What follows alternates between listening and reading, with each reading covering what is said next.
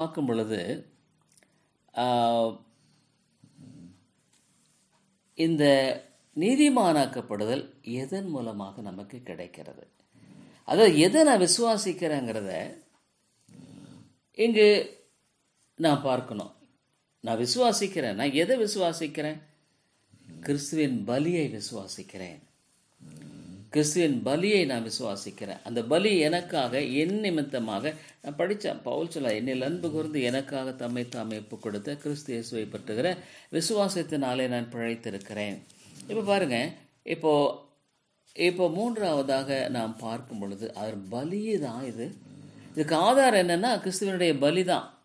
என்ன இது ஆதாரம்னா இயேசுனுடைய பலியைத்தான் இங்கே ஆண்டவர் நான் விசுவாசத்தின் மூலமாக நான் ஏற்றுக்கொள்கிறேன். ரோமர்கிழமை 5வது அதிகாரத்தில் இங்கே நாம் பார்க்குறோம். ரோமர்கிழமை நிருபம் 5வது அதிகாரத்தில் வாசிக்கிறோம்.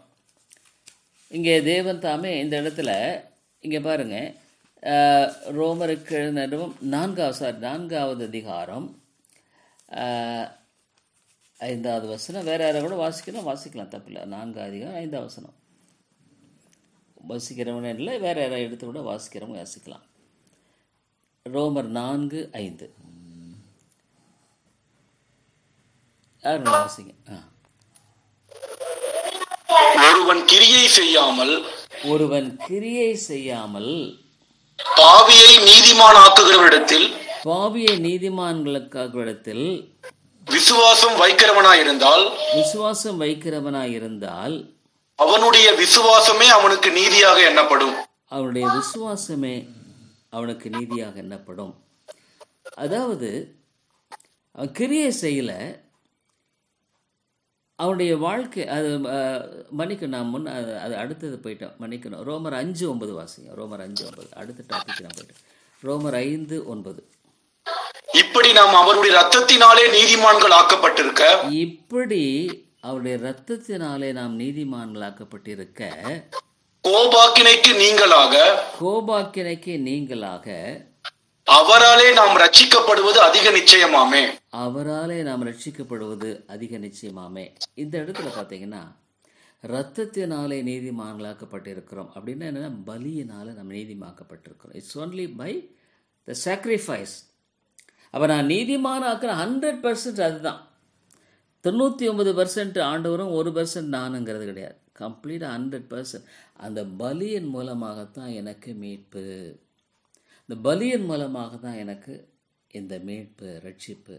வேறு எதுனாலுமே இல்லை. அது ரட்சிப்புங்கிறது இலவசம், அப்சல்யூட்லி 0. இதை மக்கள் விரும்புறதில்ல. ஆனால் மக்கள் என்ன பண்ணுறாங்க, தங்களுடைய கிரியையினால் ரட்சிப்பை தேடுகிறத நம்ம பார்க்குறோம். அதாவது அவர்களை நான் ரொம்ப ஜெபம் பண்ணுறது தேவை. ஆனால் அதன் அடிப்படையில் நான் நீதிமானாக என்னை கருதி கொண்டு வாழ்வேனானா தப்பு. அல்லது நான் வேதத்தை நல்லா அறிஞ்சிருக்கிறேன் அப்படின்னு சொல்லிட்டு சிலர் சொல்லுவாங்க. அங்கே என்ன ஒரு பிரச்சனைன்னு சொன்னால், இந்த இடத்துல அவங்க அவங்களுடைய கிரியின் மூலமாகவே அவர்கள் தங்களை நீதிமானாக கருதி கொண்டு வாழ்கிற ஒரு வாழ்க்கை. நிறைய கிறிஸ்தவர்கள் அப்படி தான் வாழ்கிறாங்க. அது தப்பு, வேதத்தின்படி தப்பு, அது சரியில்லை. அப்போது இந்த இடத்துல இரத்தத்தினால தான் நீதிமானாக்கப்படுகிறேன் ஒழிய வேற எதுனாலுமே கிடையாது. அப்போது ஒரு உண்மையான ஒரு கான்ஃபிடென்ஸ். இப்போ ஒரு பாவம் செய்கிற ஒரு மனிதனை நம்ம பார்க்க, ஏன் நிறைய பேர் தடுமாறுறாங்க விசுவாசத்தில்னா, அதாவது என்னுடைய வாழ்க்கையில் ஒரு இதெல்லாம் ஃபண்டமெண்டல் ட்ரூத். இது அடிப்படையான ஒரு சத்தியம். இது சத்தியத்தை சரியாக தெரியாத இருந்தால் நம்ம தடுமாறிட்டு தான் இருப்போம். அப்போ இந்த சத்தியங்கிறது என்னன்னா, நான் தேவனால் அவருடைய பிள்ளையாக இதில் நான் முழுமையாக ஏற்றுக்கொள்ளப்படுகிறது எதனால, அவர் என்னை பிள்ளையாக அங்கீகரிக்கிறது எதனால, என்னை நீதிமான் சொல்கிறார், you are a riches person சொல்கிறார். அப்போது நம்ம முதலாவது நம்ம பார்த்தோம் அதை விசுவாசத்தினால, அடுத்தது நம்ம பார்த்தோம் கிருபையின் அடிப்படையில், மூன்றாவதாக பலியின் அடிப்படையில் தான். அவர் செலுத்தின அந்த பலியை நான் விசுவாசிக்கிறேன், அந்த பலியை நான் ஏற்றுக்கொள்கிறேன். அந்த ஒரு அடிப்படையில் தான் இந்த நீதிமானாக்கப்படுது. அதாவது ஆண்டோடைய பிள்ளை, இவர் ரைச்சஸ் பர்சன். அப்போது ஒரு வேளை நம்முடைய வாழ்க்கையில் பிசாசு சொல்லுவான், நீ ஆண்டுடைய பிள்ளையே இல்லை, பாரு உங்கள்கிட்ட இந்த குறை இருக்குது, உங்கள்கிட்ட அந்த குறை இருக்குது, நீ சரியில்லை, பரிபூர்ணம் இல்லை, பல காரியங்கள் அவன் சொல்லுவான் நம்முடைய பலவீனங்களை காட்டி. அதுக்காக பலவீனங்கள் இருந்தால் கூட பரவாயில்லன்றதில்லை. ஆனால் பலவீனங்களை காட்ட பிசாசு சொல்லுவான், நீ நீதிமானா காண்டவர்கள் இல்லையே, நீ வந்து உன்னை தண்டனை தான் உனக்கு நீ எங்கே மோட்சம் போவ நீ அப்பனும் பொழுது பிசாசின் இடத்துல நம்ம இந்த சத்தியத்தை தெளிவாக தெரிஞ்சிருந்தா தான் சாத்தானே அப்பாலே போய் என்னுடைய நீதி வந்து என்னுடையது அல்ல பார்த்தோம். அதாவது என்னுடைய பாவத்தை அவர் எடுத்துக்கொண்டு என்னை நீதியினால் அவர் அலங்கரிக்கிறதுனால தான் அதுதான் நீதியின் வஸ்திரத்தை தரிக்கிறார். அதுதான் நீதியின் வஸ்திரத்தினால, ரட்சிப்பின் வஸ்திரங்கிறது அதான். நீதியின் வஸ்திரத்தினால என்னை அவர் தரிப்பிக்கிறார். இது எதனாலன்னா பலியின் மூலமாகத்தான். அது முழுக்க 100% இது வந்து பை சாக்ரிஃபைஸ். அப்போ அந்த பலியை குறித்த ஒரு தெளிவு உனக்குள்ளே இருக்கணும். அந்த சத்தியத்தை குறித்த ஒரு தெளிவு இருந்தால் தான் நீ உண்மையாலுமே உன்னுடைய வாழ்க்கையில் பாவத்திலிருந்து விடுதலை பெற முடியும். அதெல்லாம் ஏன் இன்னைக்கு நிறைய பேர் கிறிஸ்தவ வாழ்க்கையில் பாவத்திலிருந்து சோதனை மாறவே மாறாது. உன்னுடைய வாழ்க்கையில் சோதனையை வந்து நீ வர முடியாது, வரக்கூடாது அப்படின்னு சொல்ல முடியாது. சோதனை கண்டிப்பாக உண்டு. உனக்கு பல விதமான சோதனைகள் உண்டு, பல விதமான நெருக்கங்கள், போராட்டம் உண்டு, பல விதங்களில் இருக்கும். அதில் எந்த விதத்திலும் மாற்றவே முடியாது. ஆனால் அந்த சோதனையை நீ ஜெயிக்கணும்னா இந்த சத்தியம் உனக்குள்ள ஆழமாக இருக்கணும். இந்த சத்தியம் நான் ஒரு நீதிமான் என்று ஆண்டவரால் அங்கீகரிக்கப்பட்டிருக்கிறேன் அப்படிங்கிற அந்த சத்தியம் உனக்குள்ள இல்லைன்னா நீ வந்து வாழ்க்கையில் ஒரு உறுதியாக வாழவே முடியாது. உறுதியாக நீ வாழவே முடியாது. எதெடுத்தாலும் நீ வந்து உன்னுடைய வாழ்க்கையில் ஒரு அலைமோதுகிற ஒரு காற்றினால் பறக்கடிக்கிற பதரை போல ஒரு நேரம் பக்தியாக இருக்கும், ஒரு நேரம் இதாக இருக்கும்.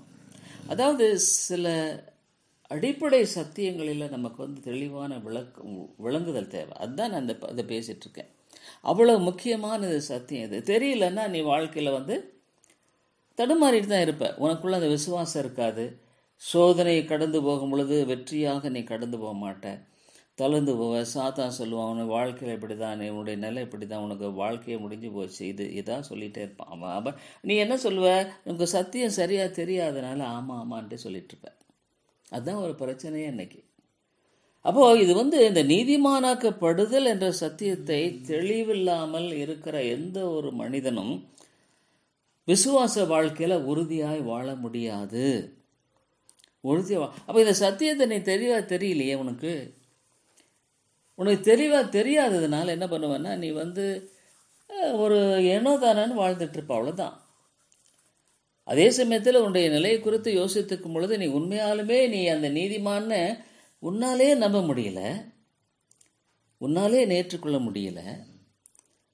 அப்போ அது எந்த அளவுக்கு உன்னுடைய வாழ்க்கையில் இந்த சத்தியத்தினால உன்னுடைய இந்த ரட்சிப்பின் காரியத்தை அறிஞ்சிருக்கிறேங்கிறதே ஒரு கேள்வியாக தான் வருது. அதுவே கேள்வியாக தான் எழும்ப வேண்டியிருக்கு. ஏன்னு கேட்டால் உனக்கு அது சத்தியமே தெரியல, அடிப்படை தெரியல. உன்னுடைய வாழ்க்கையில் சாத்தான் சொல்லுகிற குற்றச்சாட்டுக்கு முன்னால் உன்னால் நிற்க முடியல. அப்போ என்ன ஒரு தோல்வியை தழுவ வேண்டியதான ஒரு காரியமாக இருக்குது. ஆகவே இந்த நீதிமானாக்கப்படுதல் என்பது நம்ம முதலாவது வந்த விசுவாசத்தினால தான், அடுத்தது கிருபை, மூன்றாவது பலியின் மூலமாக மாத்திரம் தான். எனக்காக அவர் மரித்தார்.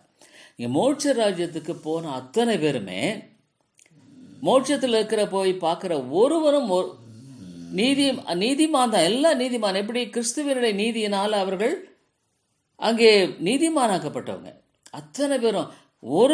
ஒருவருடைய நீதிமான் அல்ல. அந்த பரிசேயன் என்ன சொல்றான்? அடுவரே, நான் அவளைப் போல இல்லை, இவர்களைப் போல இல்லை, நான் பாருங்க இதை செய்யறேன் அதை செய்யறேன், அதை நீதியின் கிரியையாக அவன் நினைச்சு பேசுறான். அது உண்மையாலுமே நம்முடைய நீதி என்ன வேதம் சொல்லுது? நம்முடைய நீதி அழுக்கான கந்தையை போல. கர்த்தருடைய பார்வையில நான் இவ்வளோ பெரிய பரிசுத்தமானதாலும் என்னுடைய வாழ்க்கையில பாவங்கிறதால உள்ளடக்கப்பட்டதும் இருக்குது. ஏன்னா நான் பாவத்தன்மை உள்ளவன். என்கிட்ட இருந்து வருகிறது எல்லாமே, அதாவது ஒரு அழுக்கான சாக்கடையில் கீழே பயங்கரமாக சாக்கடை, மேலே தெளிந்த தண்ணி மாதிரி இருக்குன்னு வைங்களேன். அந்த தெளிந்தமான தண்ணி இருக்கிறத உங்களுடைய வாழ்க்கையில் நீங்கள் வந்து எடுத்தாலும் கூட அதனுடைய சாக்கடையினுடைய அந்த தன்மை அதில் கலந்து தான் இருக்கும். அது சாக்கடை, ஆனால் மேலே பார்த்தா அப்படியே நின்று தண்ணி தெளிவாக இருக்குது. அப்போ நீங்கள் தண்ணி தெளிவாக இருக்குன்னு மேலே எடுக்கிறீங்க, ஆனாலும் அது சாக்கடையில் தன்மை அதில் இருக்கத்தான் செய்கிறது. ஆனால் நீங்கள் நினைப்பீங்க ஒருவேளை இது தெளிந்த தண்ணி தானே, மேலே நல்லா இருக்குது. ஆனால் அந்த சாக்கடையினுடைய அந்த தன்மைகள், பார்ட்டிகல்ஸ் இருக்கத்தான் செய்யும், அணுவளவாக அது இருக்கத்தான் செய்யும். அப்படி நம்முடைய வாழ்க்கையில் இந்த காரியத்தை குறித்து நாம் தெளிவாக இல்லை என்றால் நிச்சயமாக நம்முடைய வாழ்க்கையில் ஒரு வெற்றியாய் நம்ம கடந்து போக மாட்டோம். நான் தான் இன்றைக்கி நிறைய கிறிஸ்துவனுடைய பிரச்சனை அதுதாங்களே. ஒரு வெற்றியாக நம்ம வாழக்கூடிய அந்த ஒரு தைரியம் ஆவிக்குரிய வாழ்க்கையில் இல்லாத காரணம், அந்த நீதிமானாக்கப்பட்டது நான் எப்படி நீதிமானாக்கப்படுகிறேங்கிறத குறித்து தான் ஒரு தெளிவில்லாத ஒரு காரியம். 2 கொரிந்தியரில் நம்ம இன்னொரு காரியம் பார்க்க. 2 கொரிந்தியரில் அங்கே 5வது அதிகாரத்தில் நம்ம விதமாக வாசிக்கிறோம். 2 கொரிந்தியர் 5வது அதிகாரத்தில் 21வது வசனத்தில் நான் வாசிக்கிறோம். 2 கொரிந்தியர் 5வது அதிகாரம் 21வது வசனத்தில் நாம் இதை விதமாக வாசிக்கிறோம். 2 கொரிந்தியர் 5ல் 21வது வசனம் வாசிங்க. 21. நாம் அவருக்குள் தேவனுடைய நீதியாகும்படிக்கு நாம் அவருக்குள் தேவனுடைய நீதியாகும்படிக்கு பாவம் அறியாத அவரை நமக்காக பாவமாக்கினார். பாவம் அறியாத அவரை நமக்காக பாவமாக்கினார். ஸோ இது பாருங்க, ரட்சிப்பு முழுக்க முழுக்க இலவசமானது. ஆனால் இப்போ அப்போ ரட்சிப்பு நம்ம அப்போ கேட்பாங்க, என்ன ஆண்டவரே நான் ரட்சிக்க, அப்போ பேசாமல் நான் இப்படியே இருக்க முடியுமில்ல. மனம் திரும்பி நீ ரட்சிக்கப்பட்ட அந்த மனம் திரும்புகிற யார் கொடுக்குறது? தேவன் தான் கொடுக்குறார் நமக்கு. ஜீவனுக்கு ஏதுவான மனம் திரும்புதலை தேவன் மாத்திரமே நமக்கு அருளுகிறார். தேவன் தான் அதை நமக்கு தருகிறாருங்க. அதை நம்ம விளங்கிக்காம நம்முடைய வாழ்க்கையில் என்ன பண்ணுறோம்? சரியான ஒரு சத்தியத்தின் தெளிவில்லாதனால ஏதோ நான் என்னுடைய கிரியையினால் ரட்சிக்கப்பட்டிருக்கேன், நான் மற்றவருடைய பரவாயில்ல, இல்லவே இல்லைங்க. இது பாருங்க, சத்தியங்கிறது நம்முடைய வாழ்க்கையில் எந்த விதத்திலும் நம்முடைய வாழ்க்கையில் நம்மளை சோம்பேறி ஆக்குகிறதில்ல. தெளிவாக தெரிஞ்சுக்க. சத்தியம் உன்னை உயிருள்ள ஒரு துடிப்புள்ள கிறிஸ்தவனாக மாற்றுகிறது.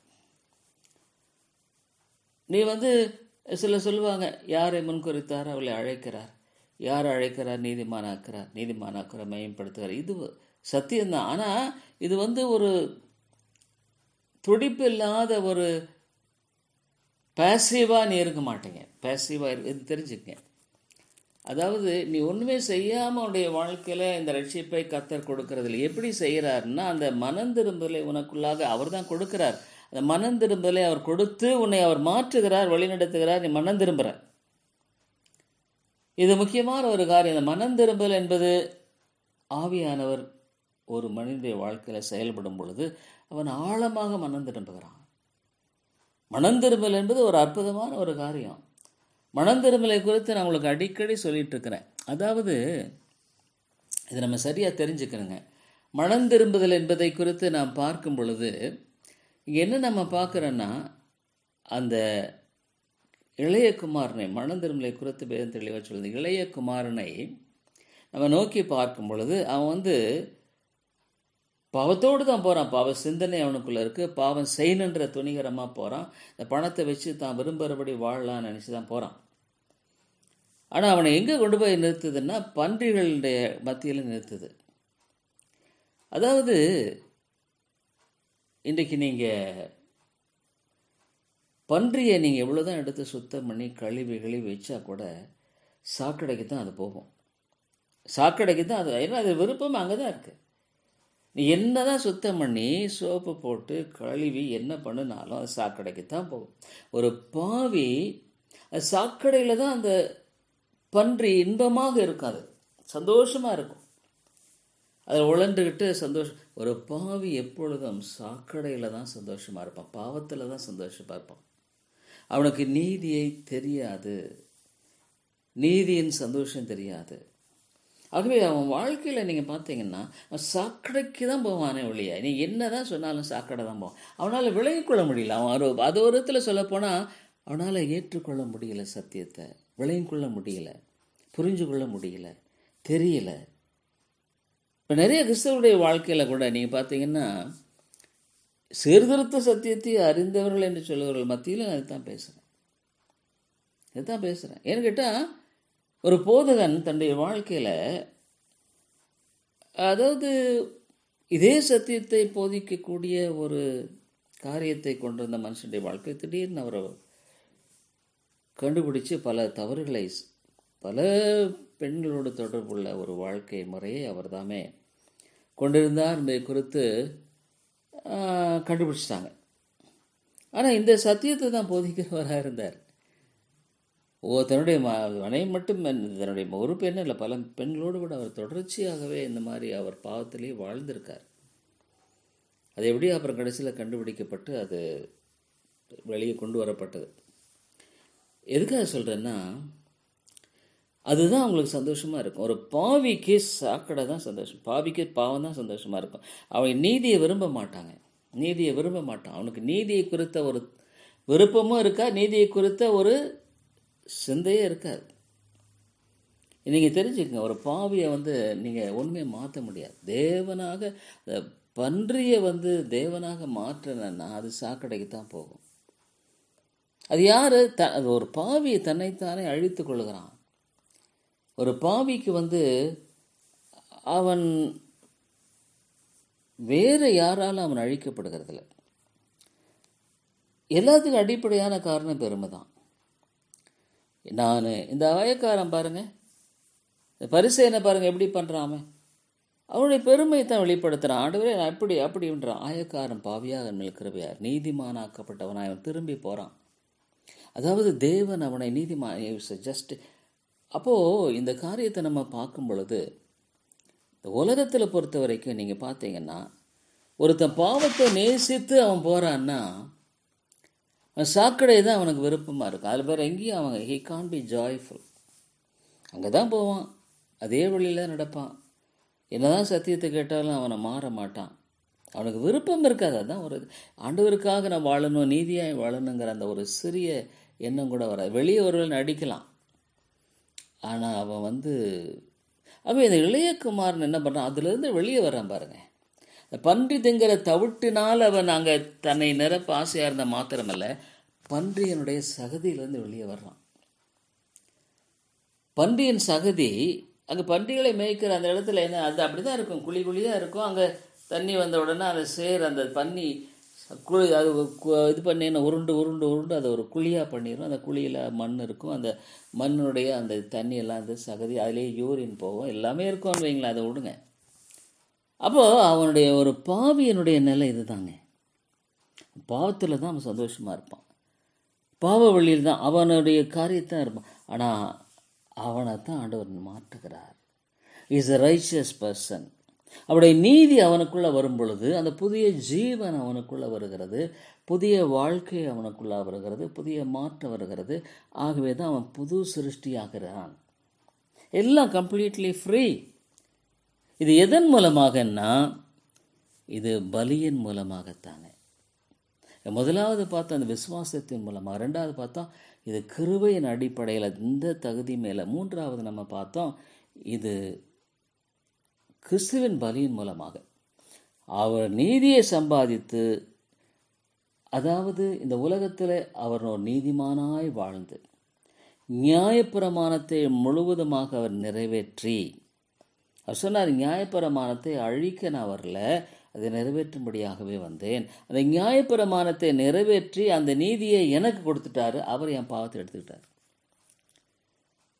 ஆகவே இதை நம்ம தெரிந்து கொள்ள வேண்டும்.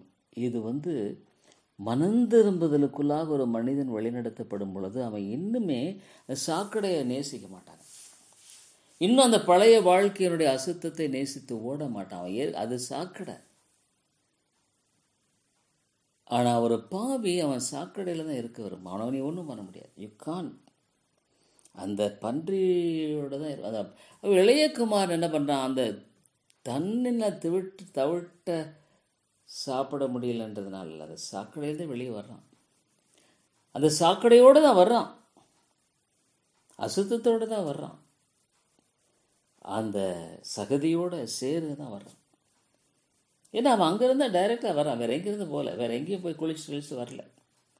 ஆகவே தான் ஆண்டவர் நீ உள்ளது உள்ளபடி வா, மறைக்காத, ஆண்டவரிடத்துல மறைக்காத. நீ மனுஷன் முன்னால் மறைக்கலாம், ரைட்டு, தப்பு இல்லை. ஆனால் ஆண்டுக்கு முன்னால் மறைக்க முடியுமா? உன்னை பற்றி அவர் எல்லாமே தெரியுமே. அவர்கிட்ட உள்ளது உள்ளபடி சொல்லி விடுதலையை நீ வாங்குறத விட்டுட்டு நீயே அவர்கிட்ட போய் மறைச்சு பேசுகிற, அல்லது மறைச்சு நடிக்கிற, அல்லது மனிதர்கள் மத்தியில் நீ மறைச்சு வாழ வேண்டிய அவசியம் என்ன இருக்கு சொல்லுங்க? மனிதர்கள் உனக்கு என்ன செய்ய? நாசில சுவாசமுள்ள மனுஷனை நீ நம்பாதன்னு பைபிள் சொல்லுது. மனுஷன் முன்னால் நடிக்கிறதுனால, உன்னை உயர்வாக 4 பேர் பேசுறதுனால என்ன உனக்கு ஏதாவது நீ ஒன்று சொல்லப்போனால் உன்னை மற்றவர்கள் உயர்வாக என்னென்னா அவனுக்கு ஐயோன்னு ஆண்டவர் இயேசு சொல்கிறார். அப்போது இந்த பலியின் மூலமாக மாற்றலாம். அப்போ என்னில் அன்பு கூர்ந்து, பவுல் சொல்ல, என்னில் அன்பு கூர்ந்து எனக்காக தம்மை தாமே ஒப்பு கொடுத்து அந்த கிறிஸ்து, அந்த பலியை அவன் அவ்வளவு தூரம் அவன் யோசிக்கிறான். எனக்காக போயா, எந்த ஒரு பாவிக்காக அவர் மரிக்கணுமா? இந்த ஒரு நேசனுக்கு மீட்பை கொடுக்கும்படியாக மரிக்கணுமா? ஆகவே இனி பாவத்தில் அவன் சந்தோஷமாக அவன் வாழ முடியாதுங்க. ஒரு காலத்தில் வாழ்ந்தான், அந்த சேறு சகதியில் சந்தோஷமாக உழன்றுட்டு தான் இருந்தான். அதுதான் அவனுக்கு சந்தோஷமாக இருந்தான். இப்போ அதில் அவனுக்கு விருப்பம் இல்லை. அவன் திரும்பமா போய் கர்த்தர் கழுவி சுத்திகரித்த பின்னால் அவன் போய் திரும்ப அந்த பன்றியை போல சகதியிலும் சேரிலும் உழன்று கொண்டிருக்க மாட்டான். ஆகவே இது ரொம்ப முக்கியமானது. 4வதாக, இது கிரியைகளினால் அல்ல. கிரியைங்கிறது எதுவுமே இல்லைப்பா. அதனால தான் உன்னுடைய வாழ்க்கையில் கிரியின் அடிப்படையில் நீ நீதிமானாக்கப்படும்படியாக நீ ஆண்டவரிடத்தில் வந்தால் நீ நீதிமானாக்கப்பட மாட்டாய். அதுதான் பிரச்சனை. அந்த பரிசேயன் ஆண்டவர் அங்கீகரிக்கணும்னு தான் வர்றான். இல்லைன்னா அவன் எதுக்கு அங்கே வர்றான்? அவன் தேவாலயத்துக்கு வர்றான், ஆண்டவர் என்னை அங்கீகரிக்கணும்னு தான் வர்றான். ஆண்டவரே நீர் என்னை அங்கீகரிக்கணும் அப்படின்ற எண்ணத்தோடு கூட தான் வருகிறான். அவன் வரும் பொழுது அவன் என்ன பண்ணுறான்? தன்னுடைய சுயநீதியை தான் பற்றி பேசுகிறான். அந்த சுயநீதியை குறித்து தான் அவன் ஆண்டவருக்கு முன்பாக தன்னை அங்கீகரிக்க வேண்டும் என்ற மனநிலையோடு ஆண்டவரிடத்தில் சொல்கிறான். ஆண்டவரை பாருங்கள், நீங்கள் என்னை தயவுசெய்து பாருங்கள், நான் எப்படி இருக்கேன். ஆகவே நான் ரொம்ப உங்களுக்கு முன்னால் அங்கீகரிக்கப்பட வேண்டியவன். அதான் அவன் சொல்கிறான். அவன் என்ன சொல்கிறான்? முதல்ல அடுத்தும்போது நான் அந்த பரிகாரர், அநியாயக்கார், விபச்சாரக்காரெலாம் இருக்கான் பாருங்க, அவனை போல இல்லைன்ட்டார். அப்புறம் அந்த ஆயக்காரனை போல இல்லைன்னு சொல்லிட்டு, ஆண்டவரே நான் வாரத்தில் 2 முறை உபவாசிக்கிறேன் பாருங்கள், எனக்கு சம்பாத்தியத்தில் எல்லாம் தசம்பாகம் செலுத்திட்டுருக்கிறேன். அப்போ நான் என்ன எவ்வளோ நல்லவன் நீங்கள் பாருங்க ஆண்டவரே, அப்போ எவ்வளோ மேன்மையானவன் என்னை பாருங்க ஆண்டவரே அப்படின்னு ஆண்டவருக்கு முன்பாக பேசுகிறான். ஆனால் ரட்சிப்பு என்பது உன்னை நீதிமானா ஆண்டவர் அங்கீகரிக்கிற அங்கீகரிப்பு கிரியைகளினால் கிடையவே கிடையாது. அப்சல்யூட்லி உன்னுடைய கிரியை அதில் ஒரு அணு கூட அதில் வராது. ரோமர் 4வது அதிகாரத்தை பாருங்கள். ரோமருக்கு 4வது அதிகாரத்தில் இந்த இடத்துல ஆண்டவர் என்ன சொல்கிறாருன்னா, இங்கே அவர் சொல்லும்படியான காரியத்தை குறித்து நான் பார்க்கணும். ரோமர் 4:5 வசனம் யாராவது வாசிங்க. ரோமர் 4:5. ஒருவன் கிரியை செய்யாமல் பாவியை நீதிமானாக்குகிறவரிடத்தில் விசுவாசம் வைக்கிறவனாயிருந்தால் அவனுடைய விசுவாசமே அவனுக்கு நீதியாக எண்ணப்படும். பார்த்தீங்களா? கிரியை செய்யாமல். இப்போ நம்ம கிரியைனால இன்னைக்கு பொதுவாகவே சத்தியத்தை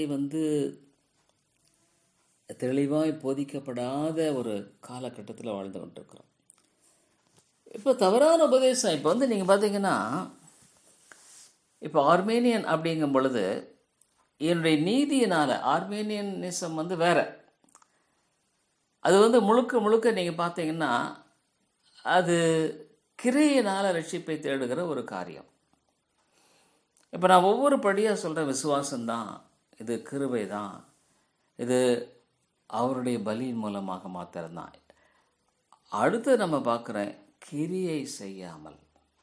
அப்போ கிரியை மூலமாக என்னுடைய வாழ்க்கையில், அதான் என்னுடைய கிரியை வந்து அழுக்கான கந்தையை போல இருக்குது, குப்பையை போல இருக்குன்னு ஆண்டவர் சொல்லிட்டாரு.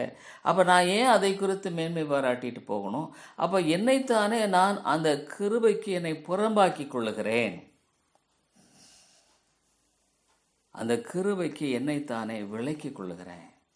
கிருபையின் அடிப்படையில் ஆண்டவர் என்னை செயல்படுகிற அந்த காரியத்தை நான் வந்து உதறி தள்ளுகிறேன். ஆண்டவர் என்னுடைய கிரியின் அடிப்படை எனக்கு செய்யுங்க. பாருங்கள், நான் இப்படி இருக்கிறேன், அப்படி இருக்கிறேன், அதுக்கு தகுந்த மாதிரி எனக்கு இந்த இது வந்து ஒரு சாதாரணமான மனித தன்மையின் பெருமையினுடைய பிரதிபலிப்பு, வேறு ஒன்றுமே கிடையாது. ஆகவே நான் வரும்பொழுது, அவருடைய சமூகத்தில் வரும்பொழுது, ஆண்டவரே பாருங்கள், நான் அதை செஞ்சேன், இதை செஞ்சேன், அப்படி பண்ணேன், இப்படி பண்ணினேன், ஆகவே எனக்கு இந்த காரியத்தை செய்யுங்க. இந்த பரிசேயன் தான், ஆண்டவரே இப்படியெல்லாம் இருக்கிறதுனால என்னை நீதிமான் ஆக்கிருங்க. ஆனால் தேவன் நீதிமானாக்கும்படியான அந்த காரியத்தில், அதாவது என்னை வந்து பாவிதான், நான் அவருடைய பிள்ளை, ஏன்னா அவர் என்னை நீதிமானாக்கிட்டார். அந்த ஆரம்பத்தில் உங்களுக்கு முதல்ல சொன்னேன், எப்படி தன்னுடைய பிள்ளையை ஒரு தகப்பனோ ஒரு தாயோ நேசிக்கிறாங்க. அப்படி நேசிக்கும் பொழுது இந்த மனுஷ ரீதியாக பாருங்கிற ஒரு காரியம், அந்த பிள்ளை வந்து ஒரு வேளை சரியில்லாத இருந்தால் கூட அவங்க நேசிக்கிறாங்க. ஆனால் ஆண்டவர் வந்து சரியில்லாத பிள்ளையாக நம்ம நேசிக்கிறதில்ல, நம்மளை சரிபடுத்தி நேசிக்கிறார், நம்மை நீதிமானாக்கி நேசிக்கிறார், நம்முடைய பாவங்களை கழுவியார் நேசிக்கிறார். இதுதான் உலக பிரகாரமான ஒரு தகப்பனுக்கும் தேவனாகிய கர்த்தராகிய அந்த தகப்பனுக்கும் உள்ள வித்தியாசம். என்னை நீதிமானாக்குறார்னா என்னை வந்து அவர் அவருடைய நீதியை கொடுத்து என்னை நீதிமானாக்குகிறார். ஆகவே கிரியினால் நான் போனேன்னா, ஆண்டவரே நான் இதுக்கெல்லாம் தகுதி, என்னை நீங்கள் கொஞ்சம் நீங்கள் மோட்சத்துக்கு கொண்டு போயிருங்க. இப்போ நிறைய பேர் என்னென்னா, நிறைய இப்போ சர்ச்சஸில் நீங்கள் பார்த்தீங்கன்னா, நான் எப்படியே மோட்சம் போயிடுவேன்.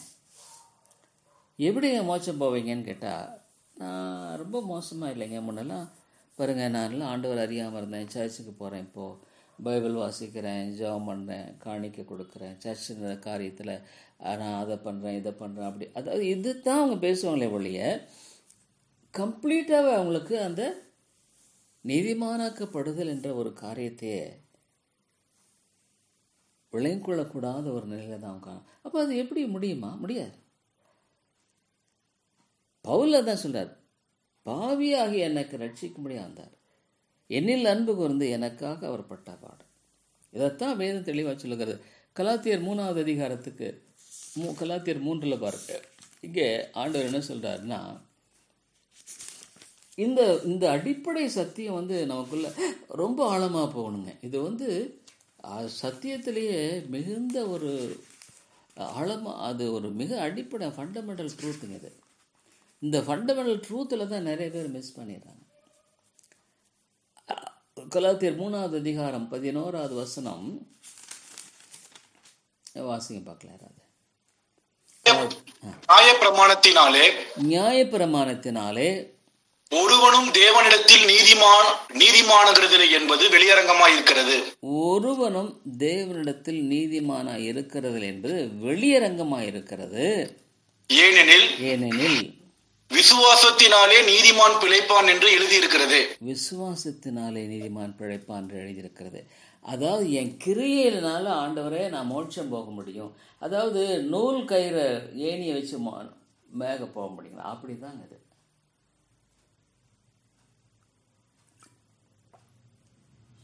எல்லா மதத்தில் என்ன சொல்றாங்க, நீ நான் அது பண்ணணும், இது பண்ணணும், நல்லவனா இருக்கணும். முஸ்லீம் மதமும் அதான் சொல்லுது, இந்து மதமும் அதான், எல்லா மதம் இல்லை, எக்ஸப்ட் இந்த வேத சத்தியத்தின் அடிப்படையில் போதிக்கிற இந்த சத்தியமானது. இப்போ கிறிஸ்தவர்களும் அப்படி தான் நினைக்கிறாங்க. அந்த ஒரு நூல் கயிற்றுல நான் மேலே போக முடியுங்களா? மோட்ச ராஜ்யத்துக்கு நான் போக முடியுமா? அப்படி தான் நிறைய பேர், என்னுடைய நீதி ஒரு நூல் கயிறை போல, நூல் கயிறின் ஏணியை போலன்னு வைங்களேன், அதை நான் ஏறி போக முடியுமா? சுத்தமாக முடியாது. தேவனாக நம்முடைய வாழ்க்கையில் செய்கிற அருமையான ஒரு காரியம். அதனால் நம்ம முதல்ல பார்த்தோம், இது விசுவாசத்தின் மூலமாக தான். அதாவது எனக்காக அவர் செஞ்சார்ன்ற அந்த விசுவாசம் ஒரு மனுஷனுடைய இருதயத்துக்குள்ள ஆண்டவர் கொடுத்து, அந்த விசுவாசம் ஃப்ரீ கிஃப்ட். அப்போ அவன் வாழ்க்கையில் என்ன பண்ணுறான்னா, எந்த ஒரு சூழ்நிலையிலும் சாத்தான் வந்து சொல்கிறான், பாரு உனக்கு இப்படித்தான், உன்னுடைய நிலை இப்படித்தான், ஞானுடைய பிள்ளை இல்லை, நீ பாரு பாவத்தில் விழுகிற. துணிகரமாக பாவத்தில் விழுகிற வந்து தானுடைய பிள்ளைன்னு தைரியமாக பேசுகிற ஆட்கள் இருக்காங்க. பாவத்திலே வாழ்ந்துட்டு இருப்பாங்க, ஆனால் நானுடைய பிள்ளைன்னு சொல்லுவாங்க. நான் சொன்ன ஒரு போதகர் ரொம்ப ஆச்சரியமாக இருக்குது. 4 பெண்களுடைய தொடர்பு கொண்டு வாழ்ந்துட்டு இருந்திருக்காருங்க, இதே சத்தியத்தை போதிக்கிறவர். அப்போ அதை கண்டுபிடிச்சி அதை கடைசியில் அவரை கம்ப்ளீட்டாகவே இது பண்ண வேண்டியாச்சு. போதகர், நான் சொல்கிறது போதகர். என்ன ஒரு துணிகரமான ஒரு அப்போ அவருக்குள்ளே என்ன இருக்குதுன்னு நீங்கள் நினைக்கிறீங்க? அப்போது அதான் சொன்னேன் பார்த்தீங்களா, நம்ம சத்தியத்தை கேட்கறதுனால இல்லை, அது சேருதான் எனக்கு வேணும்னா அங்கே தான் போவோம். அவன் நீங்கள் மாற்ற முடியாது. பன்றி தானே அது. அது இன்னும் ஆடாக மாற்றப்படலை, ஆட்டுக்குட்டியாக மாற்றப்படலை. பன்றி தான். ஆனால் ஆண்டவர் அந்த பன்றியை மாற்றார். அதுதான் அவருடைய பெரிய கிருபை. அவருடைய கிருபையினுடைய மகிமையே அதுதாங்க. அந்த பன்றியை அவர் மாற்றுகிறாரு. பன்றியை நீ வந்து சாதாரணமாக அது மாற்றப்படாமல், ஒரு பன்றியை அது பன்றியாகவே அல்ல, அது வேற, ஆண்டவர் மாற்றுகிறார், ஒரு புதிய மனுஷனாய் மாற்றுகிறார். அப்போ அந்த காரியத்தை நம்ம பார்க்கும் பொழுது இது கிரியைகளினாலவே அல்ல. அப்போ இந்த காரியத்தை இது 4வதாக கிரியையினால் அல்லங்கிறத நம்ம பார்த்தோம். என்ன கேட்டால் நீங்கள் வந்து இந்த மாதிரி இனிமேல் அட்லீஸ்ட் செய்யாமல் இருந்தால் கூட நோட்ஸ் மாதிரி கூட நீங்கள் எடுத்து அதை பின்னால் ரெஃபர் பண்ணுறது உங்களுக்கு ரொம்ப பிரயோஜனமாக இருக்கும். நோட்ஸ்லாம் எடுத்து, ஏன்னு கேட்டால் இது வாழ்க்கையின் காரியங்க, இது அடிப்படையான காரியம், உன்னுடைய நித்தியத்தின் காரியம். இது வந்து ஒரு உலக பிரகாரமான ஒரு காரியமே அல்ல. இது உன்னுடைய நித்தியத்தையே நிர்ணயிக்கிற காரியம் இது. அப்போ அதில் நீ எந்த அளவுக்கு உன்னுடைய வாழ்க்கையில் ஒரு உண்மையான ஒரு ஈடுபாடோடு இருக்க வேண்டியது அவசியம். பாருங்களேன், அந்த ஈடுபாடுங்கிறது உன்னுடைய வாழ்க்கையில் இல்லை அப்படின்னா ஆவிக்குரிய வாழ்க்கையில் வந்து நீ எந்த விதத்திலுமே முன்னேற முடியாது. அந்த ஈடுபாடை கர்த்தர் தான் கொடுக்குற, உண்மைதான். ஆனால் அந்த ஈடுபாடுடைய வாழ்க்கையில் இல்லை அப்படின்னா நீ ஆவிக்குரிய வாழ்க்கையில் செழிக்க முடியாது. அது சாக்கடை தான் நம்ம நாடுவோம். 5வது காரியமாக, மொத்தம் 6 காரியம் சொல்லுங்க. 5வது காரியமாக நீங்கள் பார்ப்பீர்களானா, தேவன் அவருடைய நீதியை, இம்ப்யூட்டட் ரைச்சஸ்ன்னு சொல்லுவாங்க, அவர் தன்னுடைய நீதியை அவர் சம்பாதித்து நமக்கு இலவசமாய் கொடுத்துட்டு, பாவம் அறியாத அவர் நமக்காக பாவம் ஆனார். அதுதான் பார்க்கணும். பாவிகளாகிய நாம் நீதிமானாக்கப்படுறோம். பாவிகளாகிய நம்மளை நீதிமானாக்கிறார் அவர். அந்த நீதிமான்ங்கிறது நான் பாவமே செய்ய மாட்டேன் இனிமேல் அப்படிங்கிறது இல்லை. கர்த்தருடைய பார்வையில் நான் நீதிமான், ஏன்னா அவருடைய நீதியை என்கிட்ட கொடுத்துட்டாரு. அப்போ உலகத்தில் போராட்டம் இருக்குது, சில வீழ்ச்சியோடு ஏற்படலாம். ஆனாலும் தேவன் என்ன பண்ணுறாரு, பரிசுத்த ஆவியானவரை கொண்டு நம்மளை சீர்படுத்தி கொண்டே போகிறார். தேவையானால் சிட்சிக்கிறார், நம்முடைய பிள்ளைகளை அவர் சிட்சிக்கிறார். ஆக்கினை வேற, தேவனை அறியாதவர்கள் ஆக்கினைக்கு உட்படுத்தப்படும், நரக ஆக்கினைக்கு. ஆனால் அவருடைய பிள்ளைகளுக்கு சிட்சை தான். ரெண்டும் வித்தியாசம் தெரிஞ்சு கொள்ளணும். ரோமர்கிழமை 4வது அதிகாரத்தில் நாம் இதை குறித்து வாசிக்கிறோம். ரோமர்கிழமை நிறுவம் 4வது அதிகாரத்தில் இந்த இடத்துல நம்ம பார்க்குறோம். ரோமர்கிழமை 4வது அதிகாரம் 22வது வசனம். யாராவது வாசிங்க. 22. ஆகையால் அது அவனுக்கு நீதியாக எண்ணப்பட்டது. ஆகையால் அவனுக்கு அது நீதியாக எண்ணப்பட்டது. எதுன்னா, அதாவது இப்போ நீங்கள் பாருங்க, ஒரு உதாரணமாகவே சொல்கிறார். இப்போ அவன் ஆபிரகாம் வந்து அவருடைய சந்ததியை குறித்து பேசுகிறாரு. இலவசமாய் அவருடைய கிருபையினாலே மீட்கப்பட்டீர்கள். அதாவது அவன் வந்து செத்துப்போன ஒரு சரீரம். இது ஒரு ஃபிசிக்கல் கம்பேரிசன் கூட சொல்லலாம். அதாவது அவன் வந்து ஒன்றுமே சுத்தமாக அவனுக்கு சாராள் வந்து ஸ்திரீகளுக்குள்ள வழிபாடு நின்று போயிடுச்சு. ஆபிரகாமும் ஏறக்குறைய 100 வயசு ஆயிட்டான். அவனும் வயதாகி போச்சு. சரீரம் செத்து போனதையும் அது பார்த்தீங்கன்னா 19 தன் சரீரம் செத்து போனதையும் சாராளுடைய கற்பம் செத்து போனதையும் எண்ணாதிருந்தான். அதாவது இந்த இடத்துல நீங்கள் பார்க்கும் பொழுது இது வந்து ஒரு பெரிய ஒரு காரியமாக இருக்கிறது. அவனுக்கு இது நீதியாக எண்ணப்பட்டதுங்கிறது எப்படின்னு சொன்னால், தேவன் அந்த உயிரை கொடுக்கிறார். செத்துப்போன கர்ப்பம், செத்துப்போன ஆபிரகாமுடைய பிள்ளைக்குரிய காரியத்துக்குரிய தன்மை இல்லை, மரித்து போயிடுச்சு. இதில் ஒரு உயிரோடு எழுப்புகிற ஒரு காரியத்தை நாம் பார்க்குறோம். அதாவது நம்முடைய வாழ்க்கையில் நம்ம பார்க்கும் பொழுது அவர் அந்த நீதி எனக்கு கொடுத்துட்றார். அந்த உயிரை அவனுக்கு கொடுத்த மாதிரி அது எப்படின்னு தெரியல. அதாவது சாராள் வந்து பொதுவாக ஒரு குழந்தை எப்படி பிறக்குதுன்னா, ஒரு பெண்ணினுடைய அந்த சின முட்டைன்னு சொல்லுவாங்க. அந்த ஒவ்வொரு மாதமும் அவளுக்கு அந்த மாத காரியமாக நடைபெறும், பீரியட்ஸ்ன்னு சொல்லுவாங்க. அப்போ ஒரு முட்டை உருவாகும். ஆணுடைய அந்த உயிரணு போய் அதில் இணையும் பொழுது ஒரு குழந்தை உருவாகிறது. இது ரெண்டுமே இல்லைங்க, சுத்தமாகவே கிடையாது, கம்ப்ளீட்டாகவே இல்லை, ஆப்சண்ட்.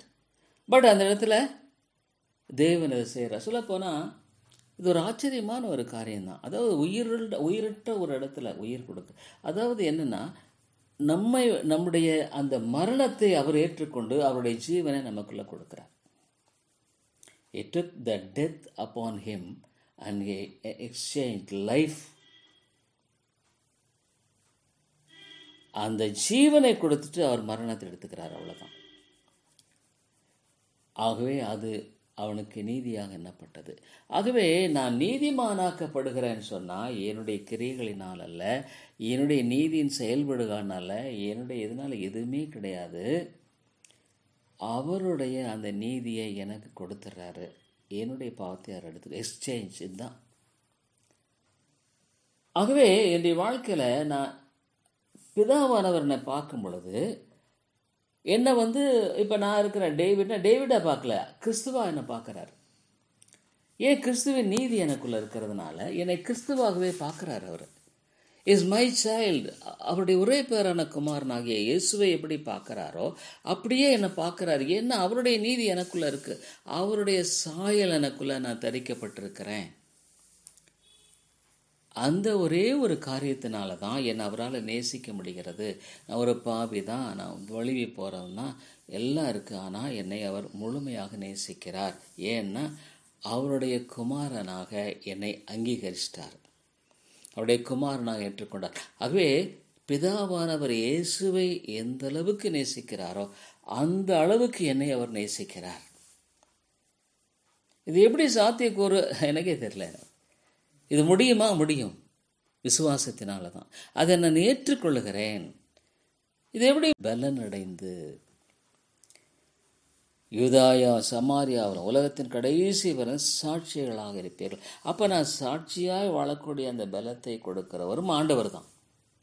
என்னை நீதிமானாக்குனது மாத்திரமல்ல, அந்த நீதிக்குரிய ஒரு மனுஷனாய் நான் வாழக்கூடிய அந்த கிருபையும் தேவனை எனக்கு கொடுக்கிறார்.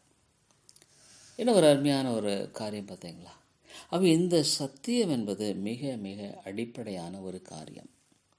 ஒரு கடைசியாக நம்ம பார்க்குறதுன்னா, இந்த நீதிமானாக்கப்படுவது நிமித்தமாக என்னுடைய வாழ்க்கையில் நான் பெற்றுக்கொள்ளுகிற காரியம் என்ன?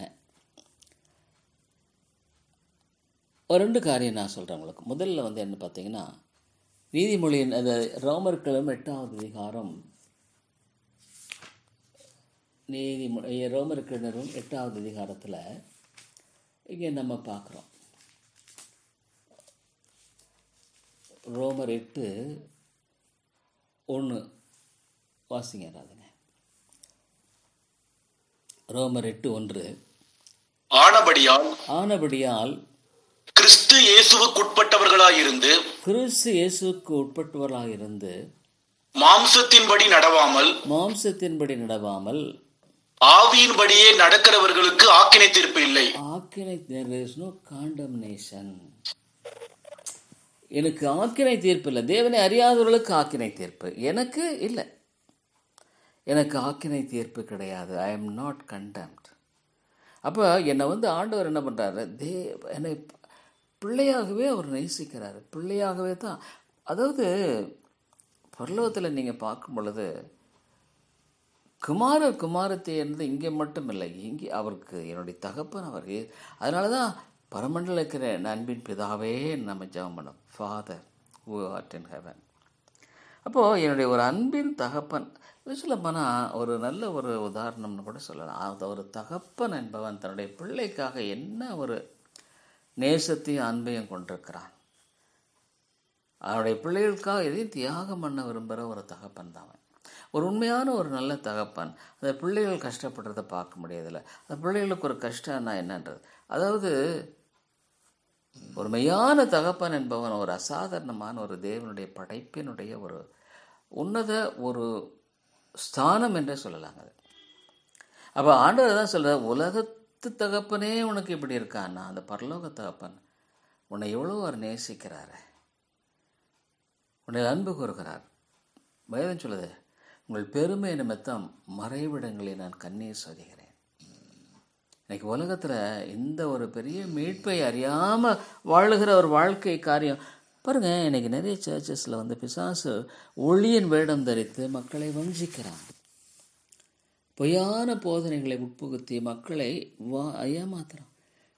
அற்புதங்கள், அடையாளங்கள், உலக பிரகாரமான ஆதாயம், இதே தான் அவனுடைய மனசில் ஓடுதே ஒழிய தேவனுக்குரிய காரியங்கள் என்பது அவருடைய வாழ்க்கையில் இல்லவே இல்லை. இதுதான் நம்ம பார்க்க முடியாத ஒரு காரியம். அப்போது ஆண்டவருடைய காரியத்தை நீங்கள் அறியாமல் எப்படி வாழ முடியும்? தேவன் நம்ம பிசாசு குற்றம் சாட்டுறான் பாருங்கள். இவனை எப்படி நீங்கள் பரலத்தை கொண்டு போவீங்க? இவன் பாவி ஆயிற்று. பவுல் சொல்கிற பாவிகள் பிரதான பாவி. அப்போ எப்படி அவர் மோட்சத்துக்கு போக முடியும்? பாவிகளற்று கிறிஸ்து உலகத்தில் அவர்கள் பிரதான பாவி. நான் எப்படி அவர் மோட்சத்துக்கு அவர் பிரதான பாவிக்கு அங்கே இடம் இல்லையே. ஆனால் அந்த பாவத்தை எடுத்து நீதியை தரிப்பிக்கிறார். ஆகவே அவனுக்கு ஆக்கினை தீர்ப்பு என்பது கிடையாது. No condemnation. இன்னொரு வசனத்தை நம்ம பார்ப்போம். ரோமருக்கு 5வது அதிகாரம், ரோமர் 5:8 வசனம் வாசிங்க. நாம் பாவிகளாய் இருக்கையில் கிறிஸ்து நமக்காக மரித்ததினாலே தேவன் நம்மேல் வைத்த தமது அன்பை விளங்க பண்ணுகிறார்.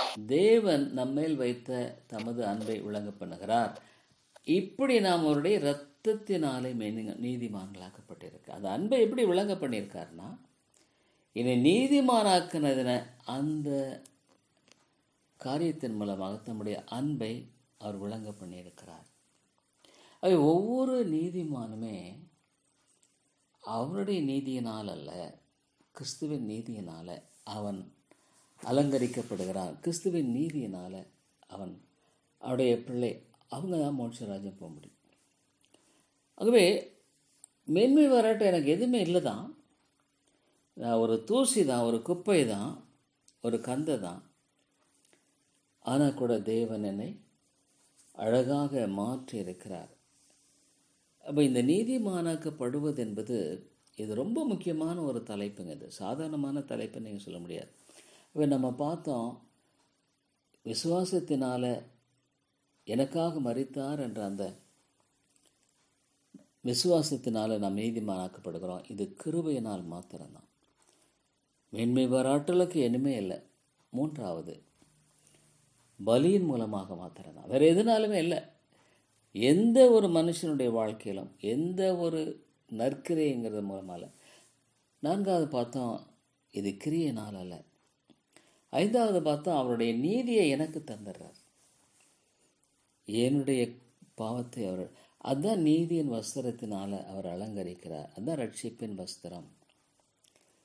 என்னுடைய பலன் என்னன்னா, எனக்கு ஆக்கினை தீர்ப்பு இல்லை, என்னில் அன்பு கூறுகிற அந்த ஆண்டவர் என்னை நீதிமானாக்கிறதுனால. ஆகவே என்னுடைய ஜெபம் அவர் பிரியமாக இருக்கிறார், ஜெபிக்கிறத விரும்புகிறார். இப்போ நம்ம ஜெபம் பண்ணுறோம், நிறைய சமயம் என்ன பண்ணுறோம், ஜெபம் பண்ணியிருப்போம், ஆனால் கூட ஆண்டவர் கேட்டிருக்குமா ஒரு நிச்சயம் கூட இல்லாமல் நான் போயிட்டுருக்கேன். இல்லை, நீங்கள் எவைகளை கேட்கிறீர்களோ பெற்றுக்கொள்ளும் என்று விசுவாசிங்கள், அவங்களுக்கு உண்டாயிற்று என்று விசுவாசி, அப்பொழுது அவங்களுக்கு உண்டாயிருக்கும். ஏன்னா அவர் உண்மையுள்ளவராச்சே. Is a faithful God. அவர் ஃபெய்த்ஃபுல் காடுங்க. அவர் உண்மையுள்ளவர். அவர் வார்த்தையில் மாறுவாரா? அதனால தான் சொல்லியிருக்காரு, நான் மாறாதவர், ஆகவே யாக்கோபின் புத்தராகி நீங்கள் நிர்மூலமாவதில்லை. பாருங்கள், இந்த சொல்லப்போனால் இந்த நீதிமானாக்கப்படுதலின் சத்தியத்தை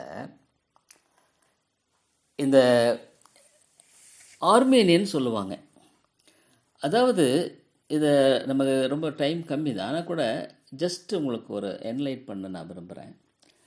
அதாவது நீதிமானாக்கப்படுதல் என்பதை இதை கம்ப்ளீட்டாகவே நீங்கள்